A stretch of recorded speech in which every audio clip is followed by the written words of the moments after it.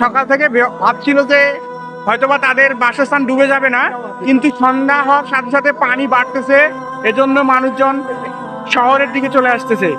এখান থেকে হাজার হাজার মানুষ থাকার জায়গার জন্য খালি।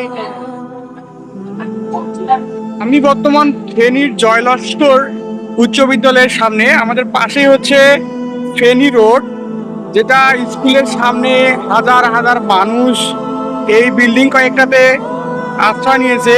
এই বিল্ডিং এর নিচতলা অলরেডি ডুবো ডুবো অবস্থা। আসলে পানি কমতেছে না, পানি কিন্তু বাড়তেছে। পানি কমার কোনো সম্ভাবনা দেখা যাচ্ছে না, যা স্থানীয় লোকজন বলতেছে। আপনারা এই জায়গাটা দেখতে পাচ্ছেন হয়তোবা, জয়লস্কর উচ্চ বিদ্যালয়, সেখানে অনেক মানুষ আশ্রয় নিয়েছে, কিন্তু আসলে আশ্রয় কেন্দ্র অনেকগুলো ডুবে গেছে। আমার দেখা মতো অনেক কয়েকটা আশ্রয় কেন্দ্র মানে নিচতলা, প্রথম তলা ডুবে গেছে, উপর তলাটা ভেসে আছে। এই বিল্ডিং গুলোতে থাকাও খুবই কষ্টদায়ক, তাই তারা ওই বিল্ডিং গুলো ছেড়ে এগুলোতে চলে আসতেছে।